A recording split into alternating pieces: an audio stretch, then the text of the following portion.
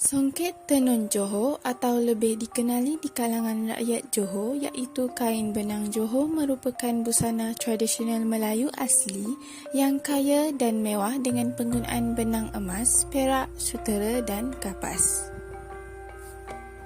Pemakaian kain tenun Johor mula dikenali pada kurun abad ke-19 apabila berlakunya jalinan kekeluargaan antara golongan Melayu dan Bugis serta kemunculan keahlian menenun di kalangan kerabat Bugis di Kerajaan Melayu Johor. Tidak menghairankan pada awal kewujudan rekaan songket Johor berkotak seperti kain pelekat diinspirasi dari corak tenun Bugis. Reka bentuk motif berbunga renek yang berunsurkan alam dengan penggunaan benang emas pula diperkenalkan. Motif ini ditenun dengan saiz kecil secara bertaburan dan tidak berangkai antara satu sama lain. Kelainan motif songket Johor ia ditenun di antara kotak kain tersebut. Penghasilan karya songket Johor, motif hiasan bukanlah sekadar tatapan mata sahaja, tetapi ia mengandungi makna yang tertentu dari segi kepercayaan, nilai dan norma masyarakat Melayu.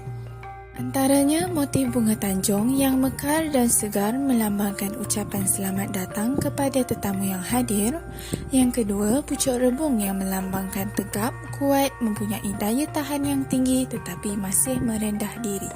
Yang ketiga, motif kaligrafi untuk menunjukkan semangat nilai agama Islam dan keagungan kebesaran Allah.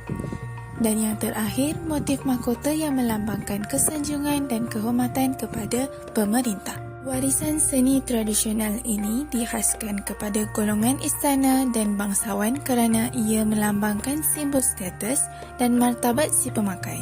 Pemakaian tenun diikuti pula oleh rakyat biasa yang menjadikan sebagai kain samping bagi kaum lelaki. Selendang dipakai dengan baju kurung teluk belanga bagi kaum wanita dan ia dipakai untuk ke majlis-majlis formal dan adat istiadat. Bahan utama penghasilan songket Johor ialah benang sutera putih yang dicelup dengan pewarna kemudian dikeringkan. Kemudian ia digulung pada peleting dengan bantuan alat Darwin dan pemutar rahat. Seterusnya, benang akan direnggang pada rumah anian untuk menentukan saiz panjang songket yang akan ditenun. Benang-benang yang diregang kemudian akan digulung pada sekeping papan losing. Proses menyampak dilakukan sesudah benang losing dimasukkan ke dalam gigi atau sikat jentera.